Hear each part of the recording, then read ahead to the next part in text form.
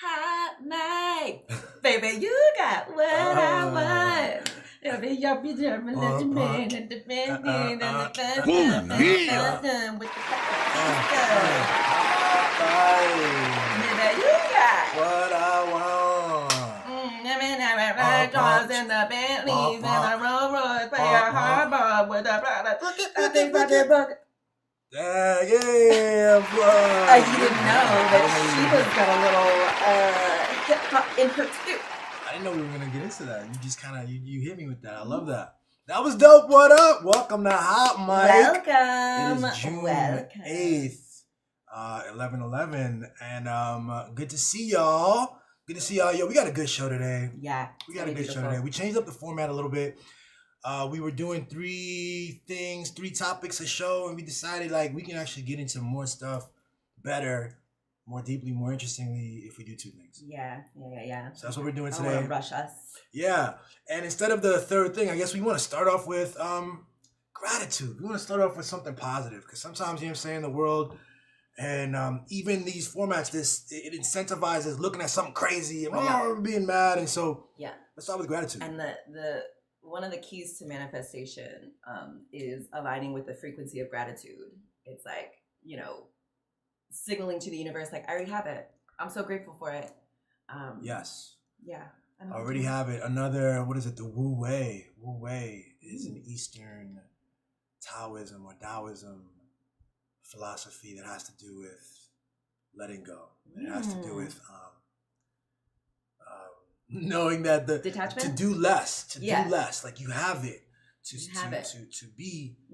to be rather than to do. You know, these are there's a better phrase, but I'm missing it right now. But it's a very feminine power, the receptivity, the stillness, the sitting and receiving, attracting it to you. Yeah. Also, it reminded me of to be rather than to seem. Yes, as she was taught. What is it? Esse quam videre? Esse quam videre. Yes. So I'm grateful for all of the wisdom that exists in the world. So, that we have access to. And I just love learning all of these things that kind of affirm and it's like I'm remembering some of the things from past lives, things I've learned or developed over past lives. I hear it now and I'm like, yes, yeah, that sounds familiar. That's what's up. Yeah. Yo, applause for that. Thanks for that. I'm grateful for kind of similar. I'm grateful for this moment. I mean, there's so many things that I could point to, but I guess just specifically everything, my capacity to breathe, to see, to articulate thoughts, to think, to articulate these thoughts. Some of this is I can attribute it to myself, but some of it I can't attribute it to myself. It's just what is. These technologies that if this microphone is low cost technologies that let us broadcast ourselves, this opportunity in this moment. I'm grateful for it. You know what I mean? I always think about for thousands of years, for most of human history, all the people who died in obscurity, not ever sharing their inner thoughts, not ever being known. Exactly. We have just a different opportunity. We have this moment. Yeah, we're speaking for them. So if anything, I'm doing this for the ancestors and all the people who couldn't throughout history. We're getting into it. Okay, and also last thing. Oh, go ahead. I'm grateful for the Freedom Flotilla that is breaking the siege, the illegal blockade and genocide that Israel is enacting on Jesus's people. Yeah. On a people who have within their blood the power of resurrection. So I'm very proud and happy for the Freedom Flotilla. I hope they are successful. Yeah. They are successful. Same. I'm grateful that God parted the seas for them. They are successful. Their mission, is an obvious good one and the correct one. They're up against a really big behemoth that is not just killing people, but is also masterfully lying about it and trying to position themselves as doing the right things. And so you've got these high-profile people, Liam Cunningham, the dude from Game of Thrones, yes, and Greta and a few other people. And I remember this going back when I was on Capitol Hill. So we were talking about like the early aughts, like 2005 or something, when again there was a flotilla for Gaza, and it was with Congresswoman. Oh man, can't remember her name. Well, they bombed it. Yeah, they bombed it. Israel bombed it. several of these. So the risk that Liam is taking just underscores, he doesn't have to do that. He could continue just making movies. He's a great actor, and he sees what's going on, and I'm grateful for those people doing those things. And on the perfect. Yeah. Yeah. And on the other, the thing that keeps coming to me is like he's doing civil disobedience is the idea of that. But like it's actually divine obedience. So it's like he doesn't have to do that. Actually, yes, he does. Everyone who has the power needs to be using it in a creative way, in a way that, God, the divine is, flowing through you, using you as a vessel for divine blessings and justice. Did you argue against that? Let me put that. I think maybe the line. There we go. Yeah, yo, that's hard to argue against, yo. And it's a good framing. The civil disobedience, so disobeying civil, we obviously know is the law of man. The law of man. A social system, a political legal system. We know throughout history how those things have been flawed. There's flaw in their construction, and that it takes civil disobedience to break them. But to say that, so that's one thing. It's like what the oppressor is, but to be driven by obedience to the divine. Ooh, I'm on divine assignment. You got a problem with what I'm doing, and take it up with the big guy. Ooh, take it up with mama.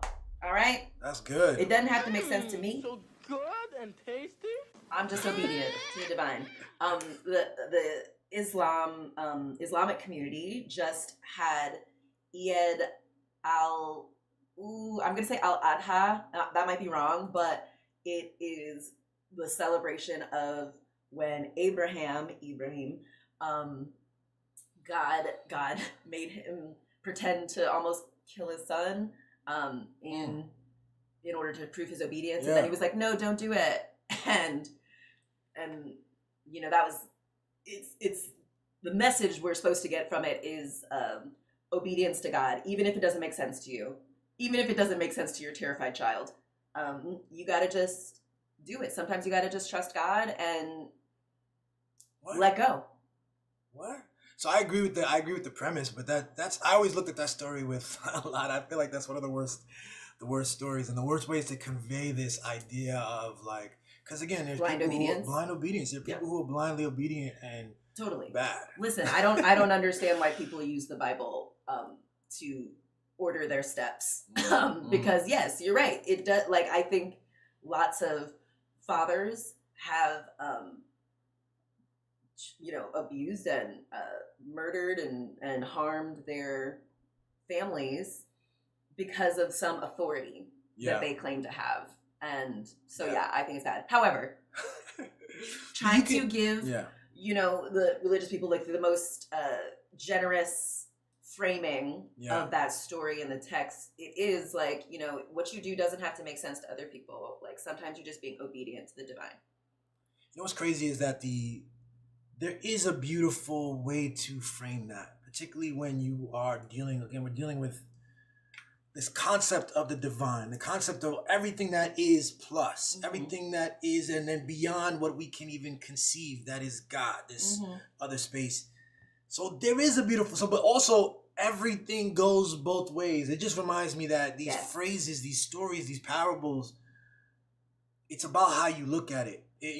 This is why like battling over scripture is a weird thing to me that you'll never see me get into, because battling over literally the word of man. It is literally the words of men who had perhaps a genuine experience, but that these words are not God's words. These words are our words in an attempt to understand.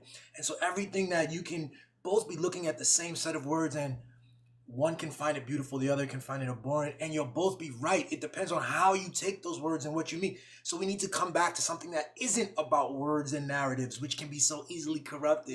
We need to come back to to the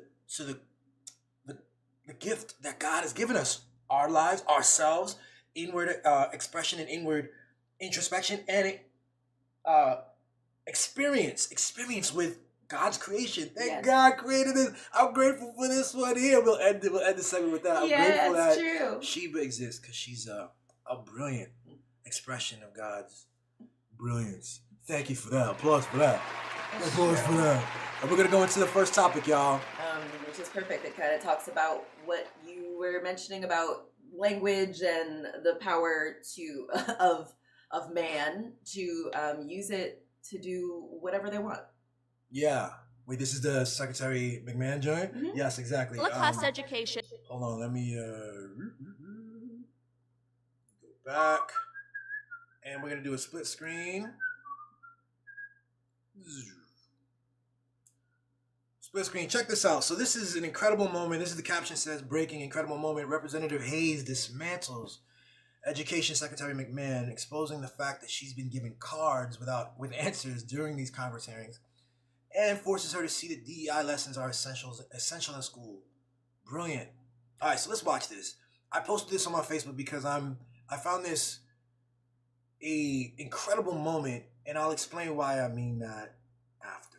Quick questions. Do you think that Holocaust education in our schools is a DEI program? There's no card for that. That's just yes or no.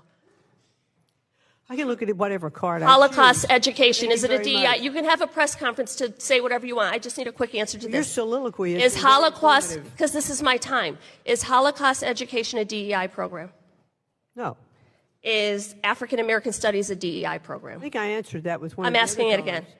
Listen, we should Just be able, yes or no? We should be able to teach My courses in their point is they entirety. are DEI programs, both of them, because students need diversity, equity, and inclusion to understand their environments. So both Holocaust education and the teaching of African American history are important, which is why the state of Connecticut requires it in our social studies curriculum. You're talking out of both sides of your mouth. You can't support one without supporting the other. And looking at what happens in the schools and actually deferring to teachers, parents who are on curriculum committees, local boards of education in states who actually do the hard work and listening to what they say would be incredibly helpful in this role. It's time to move. Quick questions. Do you think that Holocaust education... It's interesting, actually, too, because, like, why is a thing that happened in another country part of American curriculum, but African American history is up for debate about whether or not we should include it. Like, what? It's another example of how absurd this moment is. But yeah, exactly. And these white people, they're just so crazy. They're so used to just being able to do whatever they want, do whatever propaganda, whatever, horrible, terrible thing they want to do, and just dressing it up in the veneer of, you heard that white woman say soliloquy. Girl, shut up. Shut the hell up. So the crazy thing is, so you're right. It's absurd. The whole thing, we're living in a theater of the absurd, but it's about words again. So I want to come back to this because my podcast in particular has focused on this, and my interpretation, what I see there is the challenge of this absurd political moment deals with the fact that, first off, Linda McMahon has to come in and be Secretary of Education and defend this absurd political moment that's been built over the last years where Trump, in order to get the MAGA base going, they decided that DEI was an easy thing to attack. The acronym, the political, social understanding about emphasizing and being intentional about diversity. They realized that through polling, they could pick on that. They could associate that with blackness, by the way. DEI, you have to define what that is. DEI actually, in its best expression, is about encompassing all that is. It encompasses not just black history and black culture, but women, Asian people, indigenous people. Yes, all of it. Whatever religions as well, all of it. The cultures, that is what makes up truth. And that is what makes up history and reality, right? But the Trump administration, the MAGA people, Ben Shapiro, Fox News, these clowns, these dangerous manipulators of narrative have equated DEI with black people as a way to simplify it, as a way to denounce it and dismiss it and to get their base going. And so now she has to sit there and find a way to square the circle, find a way to make it make sense, where we have to attack and eliminate black history, black intentionality, black employment, black support. But obviously we don't critique or attack white women's history, or Jewish history, or Asian history. These things are normal. These things are part of American history. But it's not even like, it's like, it's an obvious racist thing, but it's driven by harmful media clowns and political hacks who are playing a game about separation and about creating hierarchies of value and finding fissures and things like DEI to attack. So it's driven by that. And so, but that's nothing but narrative. That's nothing. It's made up. It's narrative. And the Secretary of Education in front of Congress, she's like where the rubber meets the road. It's where this narrative, made up political garbage claptrap has to describe itself, and what are the words we're going to avoid, and what are the things and so she has to make it make sense, and she can't. And so we have these moments where she ends up looking like a goofball and a racist when I don't even know what her inner thing is, but she's stuck being the representative trying to make sense of a broader political absurdity. That's how I see it. You feel me? Mm-hmm. Yeah. That's my rant, bro. I love that. That was beautiful, baby. There's another clip of her real quick, unless you have something. There's another clip of Secretary McMahon again struggling with another black woman in Congress. You ready? Let's do split. Hold on. Put that volume up. Bring me down. During your confirmation hearing, you were asked by Senator Chris Murphy if an African-American history class violated the administration's position on diversity, equity, and inclusion. You said you'd like to look into it. You've been on the job for a few months now. Have you been able to look into it? I do not think that African studies or Middle East studies or Chinese studies are part of DEI if they are taught as part of the total history package.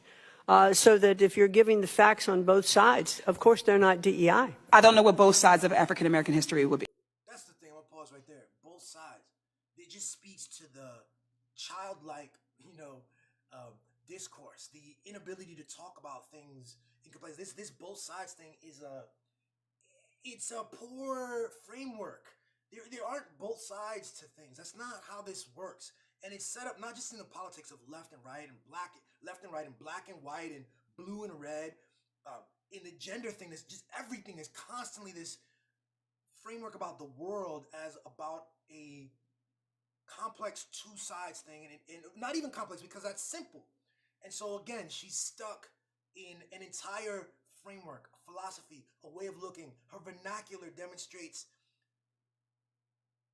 an immature approach to what is. Yeah, absolutely. Yeah, absolutely. I also think, in addition, like, the U.S. is a settler colony, the most successful settler colony, I think we can, say, and it's founded on a colonizer-colonized mentality, on separating this parcel of land into little parcels, where the colonizer runs it, and it's the colonizer tells the colonized what is valuable, what their what our value is, who can do what, where can you go, and so I see this white woman who's her husband created like wrestling, WWF, the most successful wrestling venture. And like I know a lot of wrestling is storytelling and creating a story, and I imagine I don't keep up with wrestling. I imagine there probably is a somewhat racist undertone of like the black people or the people of other races or ethnicities or genders in it. You get a pretty white, conservative, patriarchal, you know, narrative, storyline. And so I think, yeah, anyway, I think this is just, these type of conversations are going to happen in this thing where it's like, you know, what are both sides of African American history? The colonizer side and the colonized side. That's what she means. That's what she means, but we're used to hearing the colonizer side, and they would like to continue only hearing the colonizer side. Right. See, that's the thing. Even when she says both sides, she doesn't mean it, because the whole point of what Trump is doing is to eliminate the side that gives a holistic both sides, like shows the shadow of. It's interesting too, because I feel George like Washington and of Lincoln and whomever else. And I think we tell children, we lie to children that like the value of America is that we're a melting pot. Okay, then why do we only learn about white people? Why don't we learn about all the things that make it a melting pot? Yeah. You know, why are we struggling with that? Yeah. I see what you mean. Yeah. I think we hear about 3 Black people, and then we don't hear about any Latinos and any Asians, any Middle Eastern people. Yeah. And we hear like a couple indigenous people, but only the ones with cool names. And we don't actually talk about how they were treated. And yeah. This is the challenge. Like, I think, you know, this is why I think we're just, again, back to gratitude. We're in a period where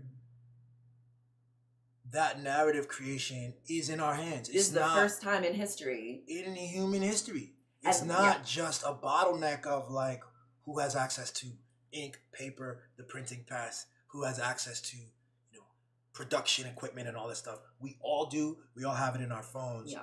And then distribution as well. We have all this stuff so that all these groups that you're naming and countless other groups, which are just word classifications, you know, that they can have access to a microphone and tell their stories, because otherwise, it is the lion, the hunter tells the story. Yeah. Which I think too, like, since we do have the tools now to tell our story, we don't need white people and white people's agreement or white people's structures to tell our story, to share the history, to understand what reality is. And it takes the responsibility from white people's incompetent, incapable hands and puts it back with us. We have the power, and we have the responsibility to tell the history regardless of what some wrestling white lady says. So crazy that the Department of Education head is Linda McMahon. The Department of Defense is Pete Hegseth. This just shows you everything is made up. It shows you it's made up. It shows you that all the narratives about, you know, merit and all this stuff, it really is just a matter of like, Hegseth is literally a Fox News mouthpiece. That's all he is. Yeah. He's just a propagandist who, you know, parlayed military experience and maybe a little bit of like square-jawed, you know, masculine handsomeness. You know, he gets to stand as this, like, they book him repeatedly. He'll just say things real confident. And now he's Department of Defense head. And I know several people in the military, at different levels, some of the high levels, who they're all like, I can't, they're all like, I can't. They wouldn't say this publicly, but they're all like, this is absurd. See, and that's like the thing too, because like, if you think something's absurd and bad, your job is to disobey. Your job isn't to just go along with it and quietly, you know, not publicly say like, oh, I hate this. Like, it doesn't mean anything actually if you're not going to do anything about it. Yeah. Doc, I can't see what his last. Doc Filas says, it becomes complicated when the colonized defend the colonizers, i.e. the Redskins. You know, that's actually what colonization does. It has the colonized now defending the values and symbols of the colonizer, which in fact is Congress and the US government. It's the most racist, white supremacist colonizer thing. And we've been taught for years that what we want is to be in the room with the worst colonizers in the world and, you know, not threaten their system in any way, be a part of it. It's like telling the colonized that we're not going to beat the colonizer, so we might as well join them. But actually, no, we are going to beat the colonizer if only we believed it was possible. Right. This goes to this is deep stuff. This is the philosophy of struggle. And I was raised up as an 80s baby, as the product of a post-civil rights era, with the assumptions of the civil rights era, right? The assumptions that were laid after how people interpreted the life and purpose of Dr. King to be this kind of thing. Like, we have black congresswomen able to sit at the table, and let's give it the best interpretation. Interrogate and ask tough questions. She's there instead of a white man who would have let Linda McMahon get away with, fuck DEI, fuck black history, who needs any of that shit? She's there to do something different, to make the room uncomfortable, to ask the tough question. Which is interesting too, because I'm curious, but Linda McMahon can just do whatever she wants still, right? I mean, it's just as the system is goofy. As the executive, she represents the executive branch. She's going to continue to do whatever the president and her agree on.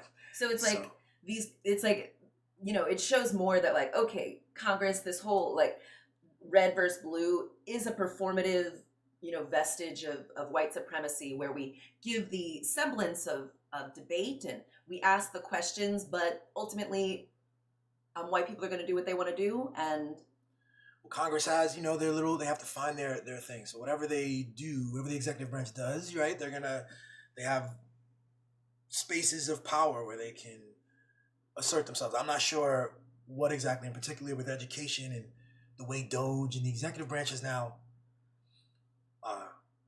they've expanded their powers and they've done more than they're traditionally supposed to do. And I feel like the other two branches are reeling and they're not equipped. They're not ready to tackle this fascist problem. I don't think they're designed to. Yeah. I think they're designed to, like wrestling, there's supposed to be a foil and the good guy that we root for.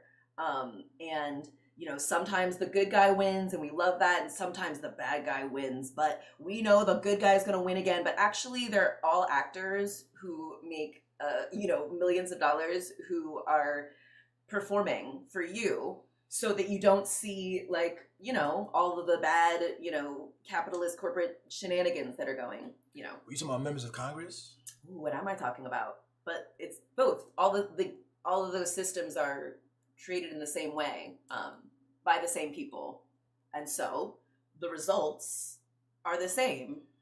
Yeah, I think there's a mythology that this thing is responsive, and that it's separate, and there's a cleverness to it. It's not perfect. It's far from perfect. I don't know what perfect exactly is, but there's a cleverness to it as a departure from a traditional sort of king concept, right? The mythology is that even people wanted George Washington to be king of America or the United States, whatever, king.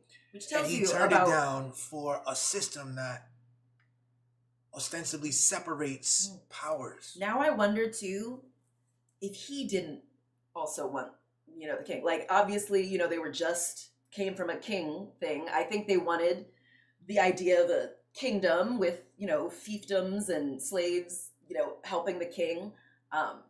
They wanted that, but they didn't want they have to have their own thing. So they don't want it to,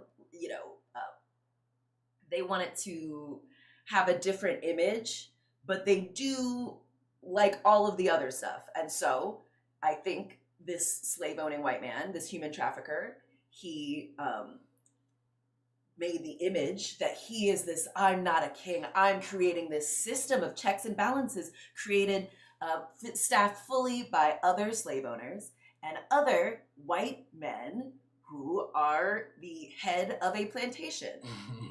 Oh, sure. Yeah. Totally not like a kingdom. Totally not like a monarchy. Sure. Yeah. I mean, the differences between things, really, when you get into the meat of it, you realize the politics at play. It's crazy politics back then, just as it was now. It's no rules. And some of these guys were young. We're talking about guys in their 20s. Some of the people, the signers of these incredible documents, are in their 20s, and the older ones are in their 30s, from what I understand. So, and they have the education level of modern 12-year-olds. Yeah, I mean, I wouldn't put that past that. But we're But taught this- to think of them as these brilliant minds. Of course, because the country needs its mythology for everyone to be serious. But then you we see wonder- that now they're throwing it out, right? So I was growing up on Yes. this, the brilliance of the founding fathers and George Washington. Apparently, like, what you're saying is true. At the same time, George Washington abided by the passage of, so like he went through his term or terms and then kept it moving, didn't stay for his life. And so it's like, it's a testament to like everyone should be following that example that he, it's like this is a brilliant But then- innovation of governance, right? But now you see that Trump all talking about make America great again and all this couched in this whole patriotic language. He's happily tossing the powers apart. He's happily saying we need to go and rework the Constitution and we need to reconsider birthright citizenship. We need to reconsider. He's not reconsidering the Constitution in its totality. He's targeting things that are particular that he can target for Black people, for immigrants, for any fractured group that he can do to get his base excited. And they're just so nutty and rabid and driven by like sensational celebrity. They're not thinking. They're not all the stuff, like the tariff stuff. What happened to the Republicans being the party of small government? What happened to the stuff about abortions? The stuff now, they're sending the federal government to get people in LA. What happened to that? There's no values. There's no baseline belief system at all. It's just celebrity garbage. Yeah, absolutely. And that's actually another thing too about it becomes complicated when the colonized defend the colonizers. That is literally what the National Guard is. That's literally what the military is. A bunch of colonized people defending whatever the colonizers say, doing the bidding of the worst people in the world simply because you might get a little extra money. And yeah, it is going to be hard to defeat white men if Black people continue to rationalize like, well, I'll make the most money doing it this way. This is the whole thing again, though, right? She was like, again, this woman on the left side of the screen is an expression of the success of a movement, and it was all designed on this. The idea was that Black people, the problem was that we were excluded from the white government and the white economic systems and white opportunity, and so she represents a progression from that. And the same thing with the military.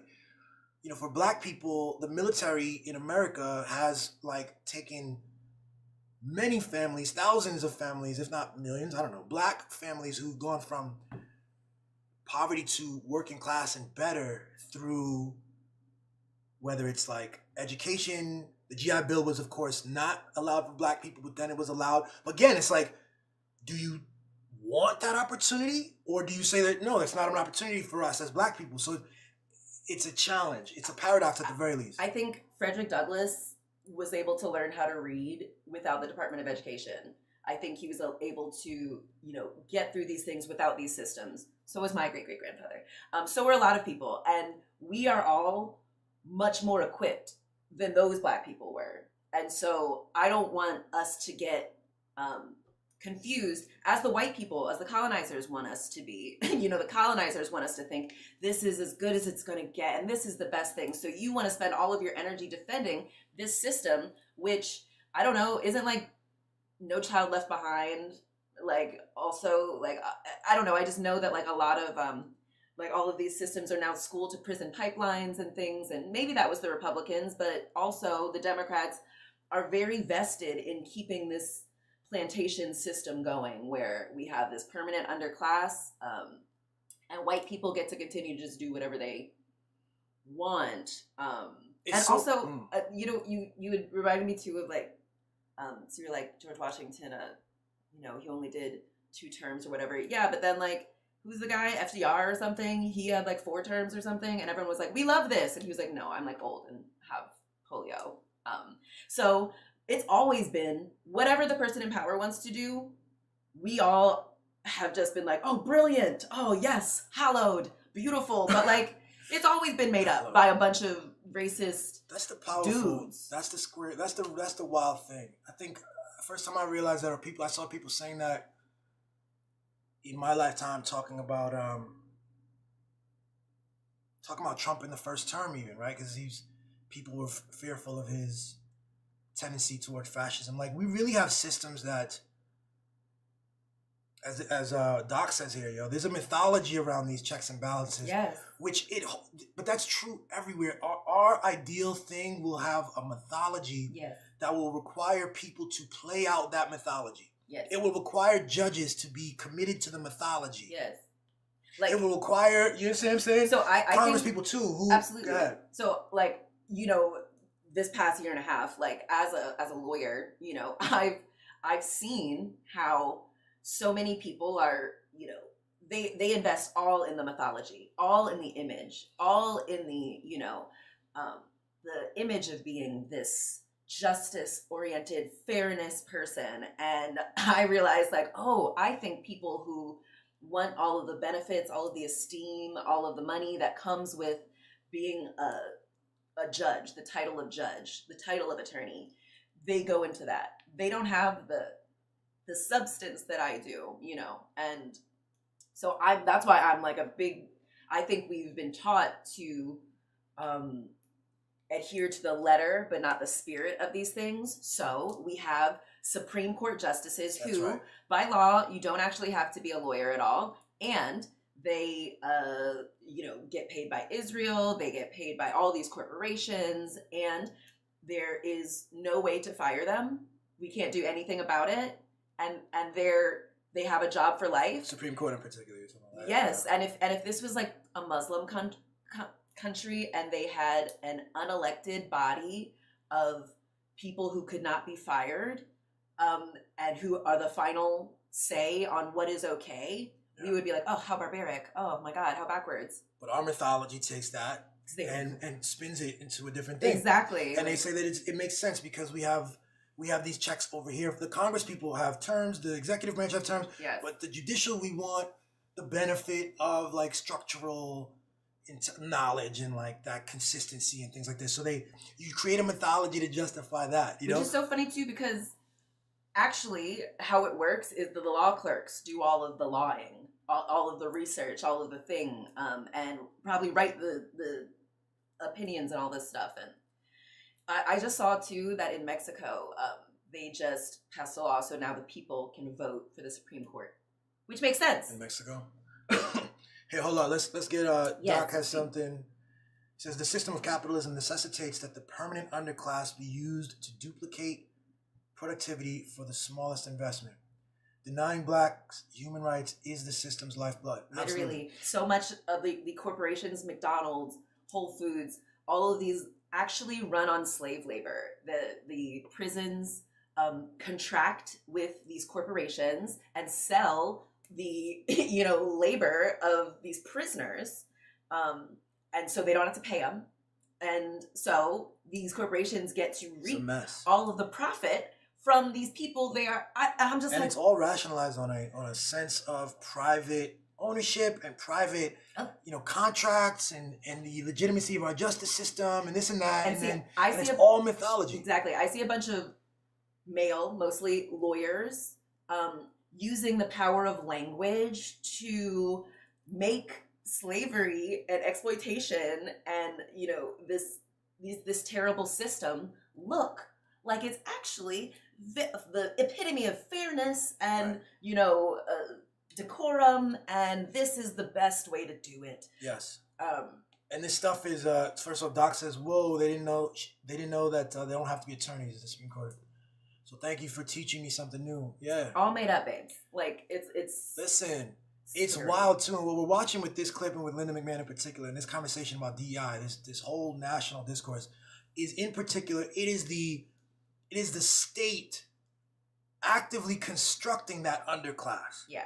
Because even in capitalism, even like when it's, I don't know, best articulated, there's an idea that this underclass has something to do with capacity and strength and knowledge and wisdom and intelligence and navigating systems, and the best people rise and this and that. There is an underclass, but it has its justifications. Mm-hmm. And instead we see here the state and the media there's a language, there's a framing, there's a way of setting up our education and our understanding of the labor force. You know, DEI has been a standard. It's a euphemism for black competency, right? They undermine the image of black competency. Just like if in the stock market, if the image of Tesla goes down, the value goes down. There's all kinds of people are behaving differently because the public image of it has gone down. And they're doing that with black people by saying DEI and then saying that that's not history, that's not America. We're going to focus on this. And the congresswoman points out clearly how absurd it is because you're including all these other exactly like that. You're like, yes, absolutely. It is all absurd. It's all constructive. It's very active. Yeah. It's racist, and we just need to be able to point that out more clearly. You know what I'm saying? So yeah, absolutely. Yeah. Lost for that. One more thing before we close out. So good and tasty. I can't remember it. Don't come back. If it pops up, it'll come back. Exactly. Yeah. If Sarah wants me to share it, it will come back. Lovely. Yeah. All right, so that's our segment there, y'all. Let's go to. Okay. It was that DEI programs have overwhelmingly benefited which group? Which group? White women. White women. Yeah. So it's so funny to see this white woman wanting to be the arbiter of who gets to benefit from being included in this white male supremacist system. That's exactly it. And so it's used one way, it's defined one way as a pejorative in relation to black people. Yeah. When in truth, insidiously, quietly, what's the word? I don't need a word. Quietly underneath, it's actually benefiting white women and other groups, but that public element, that public injury towards black people is a real harm, and it's insane, yo. Yeah. So Black is on it, yo. It's the stock market now is spot on. Artificially lowering the value of black competency. Exactly. Yes, literally. Exactly. Tucker Carlson said it. And this is why the journalists in particular is something I've been focused on. Anyone who follows my podcast knows that they are people employed and they market themselves as truth bringers, objective truth bringers. Mm-hmm. And they're not that. And what do they look like typically? White men. For the most part, they're terrible, and particularly the Fox News example. But Tucker was saying, when I see a black pilot or black doctor, he can't help but to assume a lower quality. What a terrible thing. And that idea is in his head. It's in white people's head at large. It's in black people's head. And it's been constructed. And it's been constructed for generations. Yes. And now Linda McMahon continues that construction from her high place, but uses euphemism and clever, so the conversation is more about DEI. It's not this, but you see when we define that, what's in and out. It's absurd. But it's perfect that like something that has been constructed can be deconstructed. Yeah. And so like now that we know that I think is like why we're in such a state, is because like white people are really good at hiding their hand, hiding what they're doing, and hiding it in sophistry and in fancy lawyer language and in things. But like, I appreciate that like the mask is being revealed. The Wizard of Oz is we're seeing behind the curtain, and it's just a bunch of racist, stupid white people who are Nepo babies. Oh, that's the other thing about the presidency. Okay, it's not a monarchy. How come there's so many father-son presidents?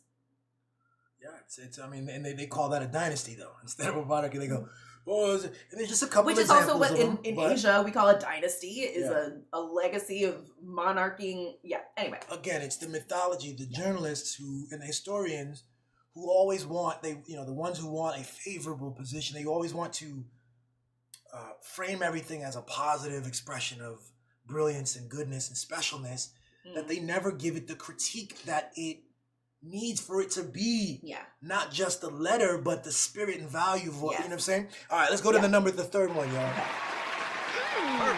Perfect.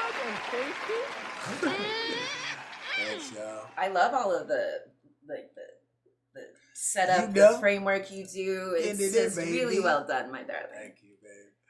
I'm over here pressing mad buttons. People don't realize I gotta, try to like keep the different pages going. Anyway, really we are on the third topic of our show today. This one is let's just go back to the video, though. Doc got it right. Yeah, white women, the beneficiaries of DEI. Okay. Split screen.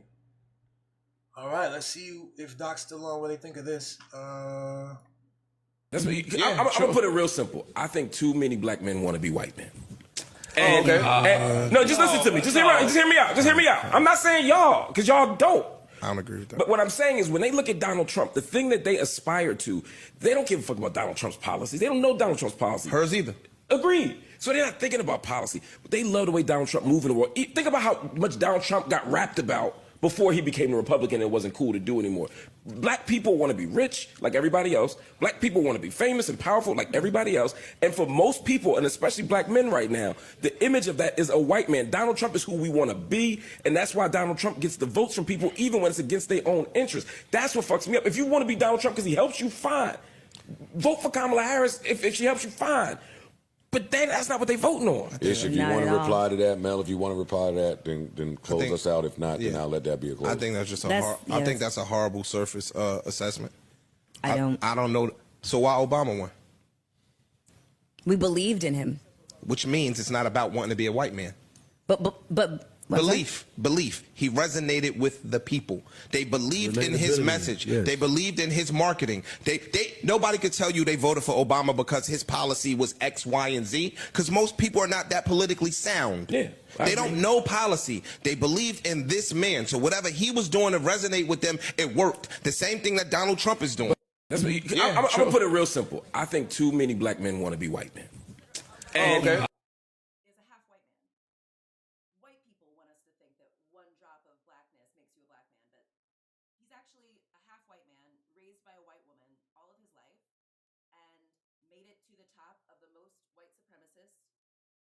organization and system in history, and so the idea that white black men don't want to be white men. What are you talking about? Obama, the guy whose mother is a white woman and who gets to be in the room with other white men. Yeah, that's evidence that black men don't want to be white men. You see, we're back to that challenge again. Like, I grew up where everybody's like, you want to be president. You're black. You can do it. You're a black kid. I believe in you. Can be president. It's like, even that was a big aspect. I don't know if white kids or white men are taught that or were, the way that I was. I think they're taught you can be anything. Absolutely anything. Yeah. For me, real talk, growing up, it was basketball. It was some sort of sport thing, or my mom was heavy on lawyer or doctor. She liked that a lot. Or president was just this sort of stand-in for the awesome achievement kind of thing, the highest thing you could do. But yeah, if we Oh, the mics were low. My bad, baby. Yo, thanks for that, Doc. Well, what did I say? Oh, I said that Obama is actually a half white man, and he made it to the top of the highest. Your mic might also be low. No, it's good. Okay. Obama is a half white man who made it to the top of the most white supremacist organization in history, and he murdered a bunch of black and brown people in Africa and the Middle East. And we're all supposed to, as if you're a white man, we're supposed to not think those are disqualifying things, or we're supposed to believe his propaganda, his marketing, not the substance of who he is, which is kind of what white men are doing too. They want you to believe the mythology and the marketing and the image, not actually look at what they're actually doing, which is the same thing that Obama was doing. So it's funny that they used a half white man as to try to counter the narrative that black men are aspiring to be white men. So my reply to that is that, first off, I grew up as the president being the highest and most amazing possible thing, the highest aspiration to work for. And I grew up with basketball. My mom was heavy on being a doctor or a lawyer and president. And the president was, so Obama was that, and he rode that energy. He was supposed to be this transformative figure. A lot of black people voted for him for that. A lot of white people voted for him for that. For the idea, again, more mythology, that he represents the meaning that we've gotten past it. He's the palatable. And I think white people love the idea that we've gotten past racism. Look, we've elected a half white man. And this is what too. And this I'm is like, what Mark gets right, because I think a lot of men, and it's not just Obama. it is Donald Trump. Men too, like, believe a lot yes. of. I'm hearing from men generally, including black men. Like I don't hear there's no structural critique in the same way at large. Yeah. You know, I don't want the hip hop community or black men. There's a black capitalist community of men who have bought in entirely to the grind set, and the grind, who believe in the individualism. And so this is what I think is going on, right? Like he uses the word white men, and I'm surprised he does that unless he's he wants that kind of response, because black men, we have in the black community, don't we have a language where we use white to describe sort of the bad thing. You know what I'm saying? So but it's like what the abuse, what he's trying to point to is white sort of hyper individualism, you know, high ego, right? Single-mindedness about money, lack of community, lack of love, aggression, the capacity to use violence to get your means done, even, you know, and misogyny and all that. So he encapsulates that in this thing called white. And I think it's not surprising that the men in the room responded like, no, they don't want that association. Yeah, I think it's the same as how white people attribute all the good things in the world to whiteness, and all of, like, you know, when they think of normal, they think of whiteness, and when they think of like DEI, bad, undeserved, unearned, they mean blackness. And so, you know, I think black people, like, we might say that, like, you know, when we see a black person being confident or speaking articulately, speaking multiple languages, we have told ourselves that that's actually a white quality. This is what white people have taught us. This is dangerous. This is why the language is so important. Like I told you, like a friend of mine tried to give me a compliment maybe 7-8 years ago, and he was complimenting my confidence and my capacity to get things done. And he said, "You move like a white nigga," is what he said. And it rolled off his tongue. He expected me to be like, to dap him up and be grateful for the compliment. But what he had done is he assigned these qualities that to him are positive qualities. He will say that they're positive qualities. He assigned them to whiteness, instead of looking at me as a black man and saying, "You move like a black man," or "I'm proud of you, black man," or something like that. Instead of expanding his understanding of blackness, he keeps his original framing, which is like white people are, you know, smart and confident and they get things done. And that's not that's weird to see from a black guy. So it creates a tension in his brain. Nowhere else, right? Nowhere else. I mean, I'm going through my journey. I'm going through my process. I'm glad that he sees something and is giving me, you know, some love and some flowers. I appreciate that. But in his brain, there's a tension because there's an incongruence between being black and being confident, being a black man and being able to say certain things. And so I'm always mindful of that. And as much as I love Marc Lamont Hill, I think he's one of the most preeminent and important journalists out right now.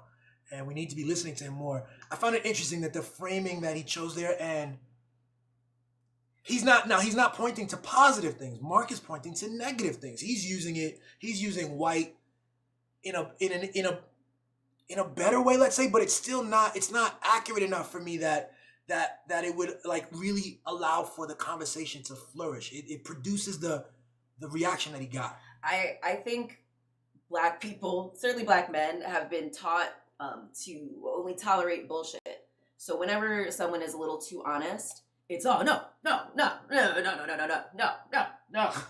like, okay, well, what about like maybe? Because like, yeah, when I heard Mark saying what he was saying, I immediately thought of Nelly's what is it? Country Grammar, is that it? Bill Gates, Donald Trump, let me in now. That was decades at least before all of this, but you're right. You did used to love the Apprentice. Good reference. We did. Like, we do look up to white men. There are lots of black men who have money and power, but what, did it just not like Bill Gates, Donald Trump, like that just rhymed so well? Come on. No, we have been taught that whiteness is the standard. Yeah. And we want to be in these rooms. Please let me in. That's let the me power of the microphone and the camera. It is. That's the power of Hollywood and of the New York, Yes. ad scenes, power of marketing. Yeah. And it goes back to it all reinforces the mythologies that we've been talking about since the beginning of the show, right? Yeah. So yeah, without a doubt, man, I thought Apprentice was dope. I thought Apprentice was amazing back in college. We used to make sure we caught it live, and it was pre-YouTube, so. And I fashioned myself. I wanted to be a clever business person who was able to make these deals and things like this. And I know I'm not alone. And it's like these are the archetypes that are presented to us. Yes. And I mean, other than that, look, Puffy was somebody I thought was an amazing example of business savvy Standard. and creative. A mogul. A mogul. Who doesn't want to be a mogul? So these words were all there. They seem to be living an amazing life. They're being given a ton of accolades and attention. They're being microphones always put in front of their faces. So one of the things I would say too is that the men in the room, the black men, and Mark kind of said this too. Like everyone wants to be rich and powerful and seemingly free, right? And that those are the things you project onto them. And I think when you look closer at Elon and Trump and these people, rich maybe, powerful in a sense, but the freedom part is something that's not really there. If you really go into the depth of why these men make the choices they make and how it works, that freedom thing, you compromise your freedom in certain ways when they make this commitment to that shit. Yes. I love what Doc is saying. Doc, I don't know who you are, but you spitting. Spitting. What we tolerate is what we endorse. And that's so true. That's so true on so many different things. But yes. And so when I see sometimes we'll say something truthful that is we've been taught to no, just don't even mention it. We're taught to just tolerate intolerable things. Certainly as Black people, we're taught to tolerate intolerable things and just tell ourselves it's the best it's gonna get, and justice happens slow, and we have to just no, guys, it can happen. Everything can happen as fast as we want it to. White people know that we are the ones generating the profit. We are the ones creating it. They're literally just stealing it. They believe that it's just like we saw a video of Jordan Peterson saying, he was talking about the undeserved wealth of the oil in Arab countries, and he was really angry. He was like, the Arab countries have, I would say, undeserved wealth of oil. And it's interesting because the framework that we were raised on is that, if a country has resources in it, it's theirs. So what is this deserved part? He would look at Africa with the same sort of contempt, right? And that's what the I think. Undeserved mineral wealth of Rwanda and this and that. And I think, that is what white people think. That's how they move. They've been taught that they are entitled to everything, and that it doesn't matter if, brown people are using it, are on it. White people's job is to say you're using it wrong. You have to figure out how to take it. You have to figure out how to be a part of it. This is an untapped, especially the way they view it, right? As opposed to indigenous communities that we're in value relation leaving with things as they are and yes, being in relationship and just this is about extraction and exploitation, and you haven't exploited this resource. What are you, crazy? And so, okay, well, I guess you're using it wrong. Time for me to come in and I think that we need more. Where Mark is right is that we need more of the archetypes, the male Black archetypes that are oriented towards community, that are oriented not towards exploiting division, whether that's a racial or a nationalist division or a gender division or a sexuality division, whatever it is. All of those divisions exist to exploit and to find ways to make money, to be communally oriented and to uplift and support each other, and that it's not about who has the most designer goods and shit like this. That's all been given to us. Aspiring to white people, it is about who has the most designer goods, which is so funny because it's we don't own any of that. It's literally just going to white people. And we're taught that our value, we show our value, we demonstrate our value by how much of these, how much money we've given to white people. We have, look at how much Coach and Louis Vuitton, It's they have so the bad. standards of what is valuable, even though their stuff is ugly. They don't even make it. It's lazy. I think they're clowning us. Listen, I would want to go deeper into this, but in particular, the hip hop community and the dominant mainstream corporate hip hop music industry, which is not run. The choices, the frameworks were not created by us, right? The music, the creativity is biased. They farm young black men, bodies, women too, black people who are children who are of the underclass, who they farm that creative energy, that angst to create this beautiful stuff. And then they use, like, the music industry in particular in hip hop, I think is one of the most aggressive, where they partner with anything. They partner with any, like, a weed company, an alcohol company, these gaudy chains and necklaces and designer big stuff, like expensive stuff, so that we desire it. And then, you know, again, like Diddy was attractive to me as a kid because he was on a boat with beautiful women and just like drinking alcohol. So that desire is not natural. That desire is not necessary. It is contrived and it's targeted. It's, you know, other groups of people aren't. Yeah, and these are the people with the money, by the way. These are the people with billions of dollars who aren't interested in this kind of gaudy stuff, but because they present and promote an entirely different aesthetic. But in our place, we, you know, while we're scrapping, like the young kids, the young rappers who get their advance from our music thing, they get $1 million advance. This could set you forever, or you have to maintain an image, and so you do this thing in order to maintain that image, and you create this it's an invented market. And if you're told you never have enough, everything's always going to be taken from you. Nothing comes from you. Everything is bestowed upon you from something external. You're going to keep hustling. It doesn't matter you have $1 million. It's never enough. You got to keep. You're gonna lose it. You got to keep playing ball. You got to keep quiet. Stay in these rooms. Ha ha ha. Say what they want you to say, and like. That's the value of the system. That's the value driven that drives the system, and then legally, as you get into like incorporation and public, whatever, like it becomes a legal requirement, and this is their brilliant innovation to have these people, citizens, these people, the corporate personhood that does one thing, and that is to produce profit, and at the exclusion of all this stuff, it produces all this crazy absurd shit. You know what I'm saying? So, Doc said, Minister Farrakhan said, "We are controlled by our tastes. As long as they can control our tastes, they control our aspirations." I think that is so true. That's so true. I'm so grateful that, like, I, you know, neurodivergent, like probably got some autism, and but I've just always been someone who is just like marches to the beat of my own drum. I've been considered weird. Like my you're kind of weird, baby. I am weird. I am. I'm not controlled by what. Weird. Yeah, what'd you say? I love your weird. Yeah, it's awesome. It's said another way. I'm a trendsetter. I'm an icon. Like, yeah, I'm not just like everybody else. I'm exceptional. I'm an exception to the rule.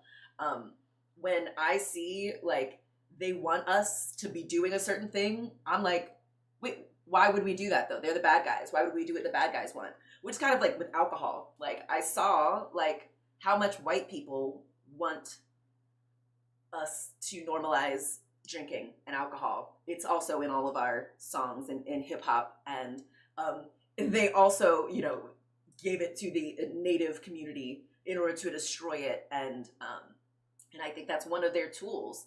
And yeah, like if you haven't developed your own kind of internal compass, your own internal, if you're not brave enough to be considered weird, it's going to be really easy to trap you in perpetual wage slavery and lack, and keep you artificially small in order to make themselves artificially big. So I think it's our responsibility then, as Black people, as everyone, to develop self-sovereignty, self-autonomy. Yes.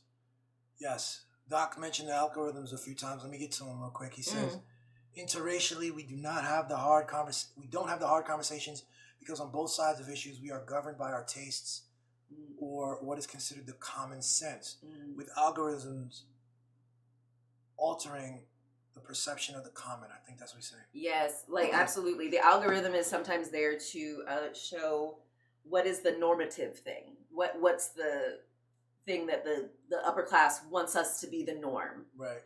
Right. Exactly. What their value system is. And yeah, that's all artificial. Yep. Doc says sense is exceeding, exclusive, and self-contained. Can you break that down? Sense is exceeding. It might be exceedingly, maybe. Oh, sense is exceedingly exclusive and self-contained.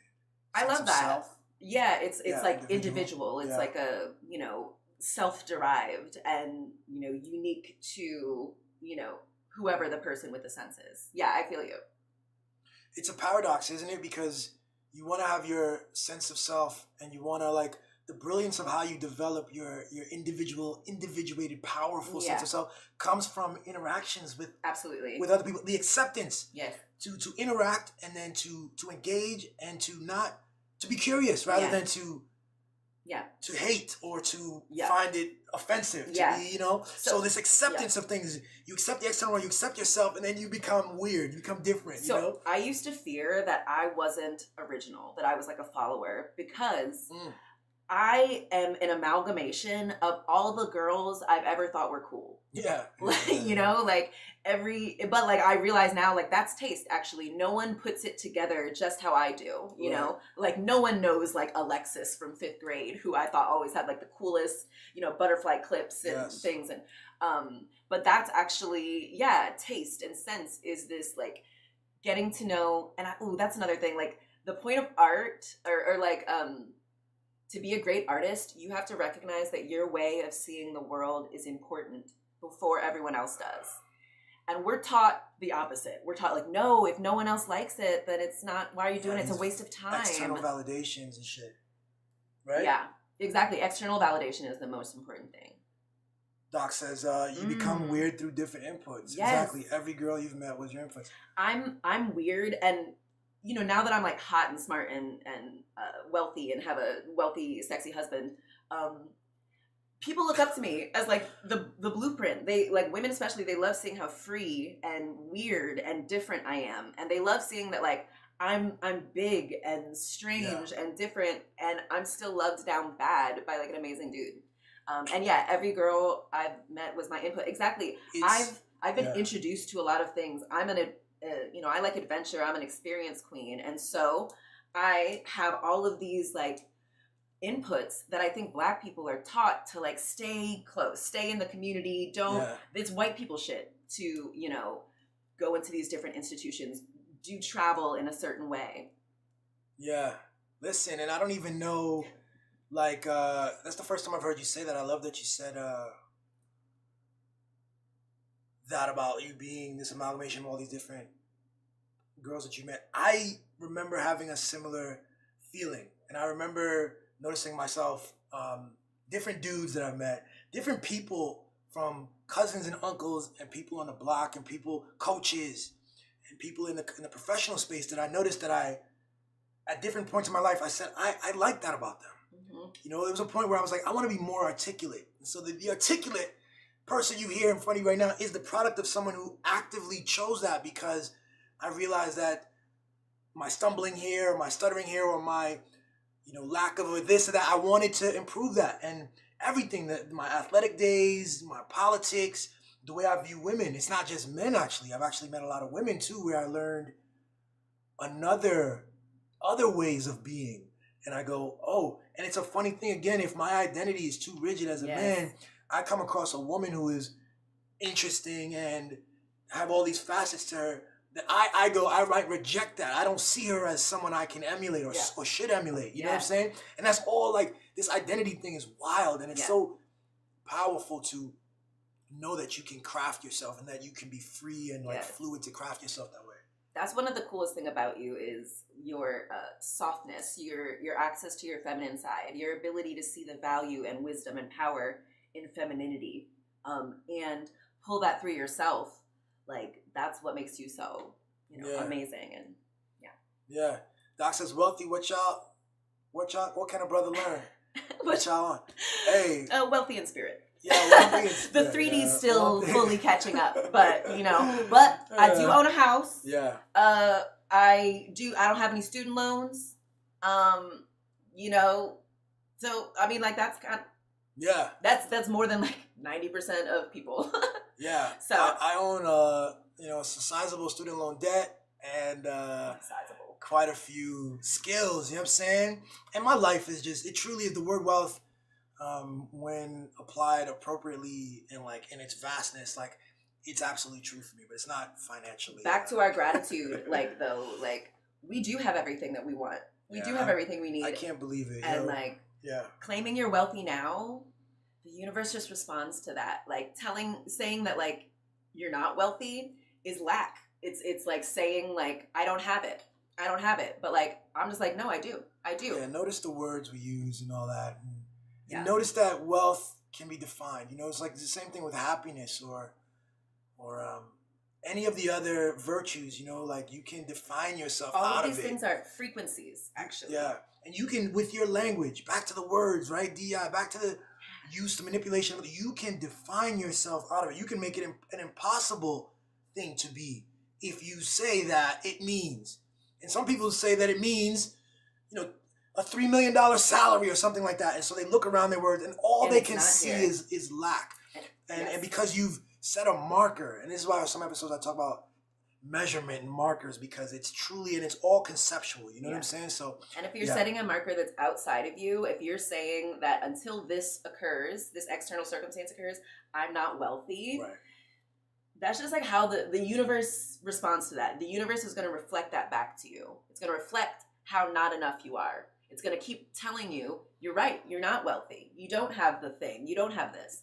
But if you keep programming yourself and the universe, like, I'm wealthy. I have everything I need. Like, everything is so, oh my God, did you know Billy got a new chair? New chair. By the way. Yeah. Like, I love how we're being positioned and stuff. And, check it out. This joint is really, my bad. This joint is really comfortable too. So. It is. I sat in it for a second. I was like, oh my gosh, so nice.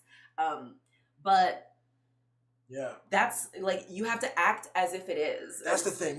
Yeah. It is the claiming of it, not just with your language, but and the removal of the assessments, removal of the judgments that block you from noticing your wealth and your the resources you have around you. Think about it that way, the resources that are in your sphere. But really too, I got the benefit since our marriage of like reframing my whole thing, because the grind mindset that was such a big part of me in my 20s and 30s was one that you're driven by the potential lack. You're driven by, you got to make sure you have like you're more. not enough. It's never enough, and You've like never done enough. It took a reframing into a position of like, yo, you're safe. You are safe and you're good, and that like you can explore, you can try things. You can rest. You don't have to, like, even down to like the grind thing relates to like keeping a good network and being sure not to ever offend anyone. Don't say anything offensive. Don't be too political or controversial in any way, because you don't want to lose a single of that network that you lose a potential client or this or that. And when we think that, we're thinking white people. See, that's what I'm saying. Like, you to assign that to white people. I see how you're doing it, but it's also, by now, it's most of the people I know who sort of represent this to me that I know are black. But I get what you're saying. I don't think we're afraid to offend black people. I haven't seen that. I think we're we're taught to accept racists and whatnot if they're going to make us money. We're supposed to like. Right. You don't want to burn a bridge with a white person. I see what you mean. Yes, exactly. Exactly. So we don't speak out about that. So, we don't, do a lot of. And this goes to the freedom thing we were talking about earlier. The freedom for me, beyond the wealth, on top of the wealth, as part of the wealth. Yeah.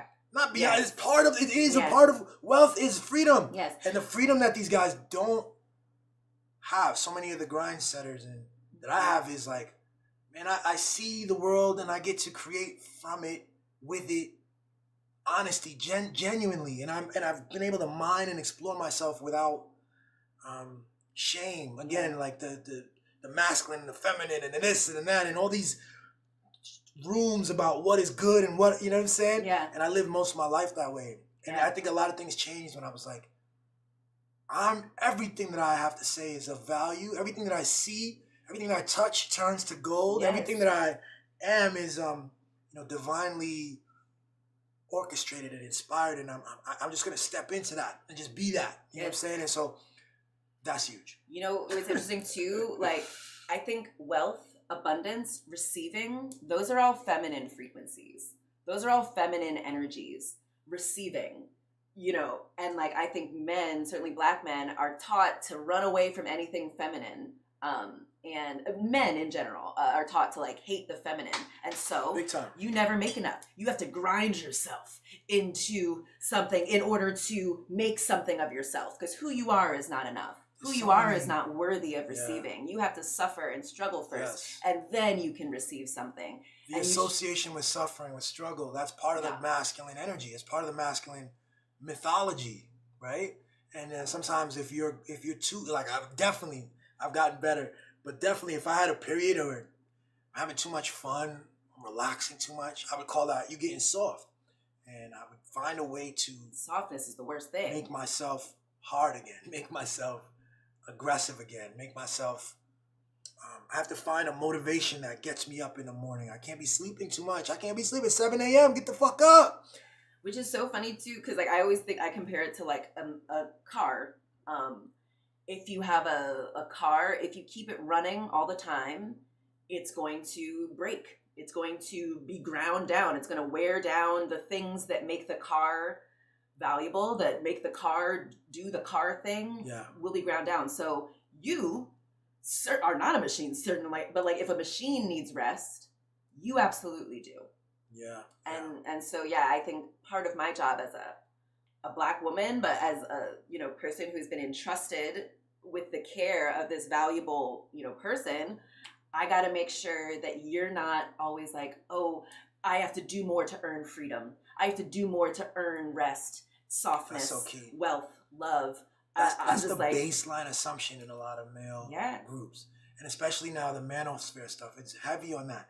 The value is in how much money. The alpha, you want to, if you even want to think about being an alpha, you have to earn at least 6 figures, this marker that's invented. And obviously today, 6 figures means something much less valuable than it was, 5 years ago, because it's not real. The value is something more intrinsic.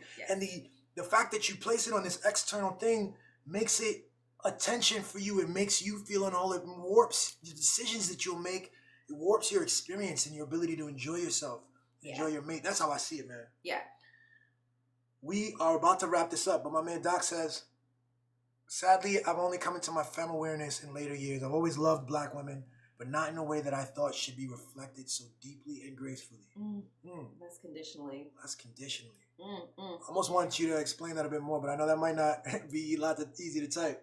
So like what I'm receiving from it is like still this masculine kind of like, you have to like, you value Black women for what they were able to do, like their ability to endure or their ability to provide a home for you, to provide comfort, not like, so the valuing them in relation to what they can do for you rather than their inherent, looking up to them as like maybe as who they are, with respect and grace. That's possible. I mean, we weren't taught that. I was taught bros before hoes, and I was taught business and money, and that women are a fun thing, but that they're dangerous and they will make you lose money, and they're an anchor, and if you marry them, they're a ball and chain, and so don't marry them and be careful. Which is so funny, because that sounds exactly like something white men would want Black men to believe. That like they're the thing that's going to set them free, the thing that's going to heal them, the thing that's going to help you step into your power is actually just good for, a brief pleasure, and then you should feel bad about it, and, they're actually trying to harm you. They're trying to trap you. They're trying to, I'm like, and they have me? Why? It's so much. For what? It undermines I think, it's true for anybody who internalizes that story. It will undermine your ability to find love, to see love, to recognize it, to engage with it. You're distrusting from the jump. There's all these. Everybody can look at some somebody died and the money went somewhere and the wife thing and the Yeah. alimony payment and you look at this black men stay and they create narratives and then the gold digger sort of concept and all this stuff. And I see like those are fears that have been put in them by white men. You know, like most of you guys don't have any gold to dig for. So like you can trust actually that the women are with you for something other than your gold. And the alimony, that thing, like that's actually like I think it's like a loss of freedom, like being told what to do. Like if they just would, you know, be reciprocal, willingly, voluntarily, they wouldn't need this white court system to force them to part with their money. I don't know. Anyway. Yeah, the court. Yeah, I don't even. That's the whole thing. There's reasons behind it. It makes but then it's also weird and it produces weird stuff. It is a human legal construction. It is something about words and set of values. They were trying to band-aid another thing, another condition, which was a real condition about women being left. And so but that's what we have. Doc, so final thing Doc says here, what they meant by gracefully is that once a black woman annoys me, her value is lessened. But I think of all the times black women gave me grace for not being perfect. Yes. That's what's up. Literally. Grace. And like also like her value is lessened. It's you're not setting her value. And that's what like women and black women and all of us have to like my value is not set by anyone external to me. Not by Billy, not by my parents, not by my boss, not by anyone who like finds me attractive. And so like recognizing that like my value can't be lessened by someone external to me is the key. And neither can yours, babe. That's the thing. I mean, obviously they're talking about and that's maybe the what black value women to them, you know what I'm saying? But that's the value of the black woman in their mind. This is the whole thing about getting like measurements. So you start off with she was, we do this thing. So they were a 9 or a 10 and then something happens. Okay, now they're a 7 and it just creates, I find that these scales of more and less and value judgments that we heap upon other people and that gets heaped on us because that's just how our discourse is. Yeah. It's all bad. And I just want to be present without the words, without the numbers. I hope we get to I want to talk about this more in another episode because definitely. It's like the idea of value and I think men have been taught that women exist to make you feel good and never make you feel anything spicy or painful or annoying. But like I think of it like that's definitely like an alarm clock. When it goes off, it's kind of annoying, right? Yeah. But you understand the value of the alarm clock is waking you up. And so you tolerate the annoyance because you recognize the greater value that the annoyance is trying to spark in you. Now, I got a good one. So when you call yourself an annoyance, I think that's what you're calling yourself here? I'm using his words, is that once a black woman annoys me. So I was using an annoying thing that has value. You're a genius, and you're annoying in a way that is, if in an alarm clock, I wouldn't use any of these words, but I'm just going to follow your thing here. You are a brilliant alarm clock, you know what, let's go to our last thing real quick, the smoke and mirror section. Ooh. I forgot about this. We made up smoke and mirrors. This is just our outro section. Yeah, it's smoke and mirrors because sometimes it's gonna be smoke. Sometimes we got something to say that same motherfuckers might not want to hear, and it's mirrors because it's gonna be mirrors. We're gonna point up, put a mirror up so we can see ourselves. Okay, and this is just my final thought. Then is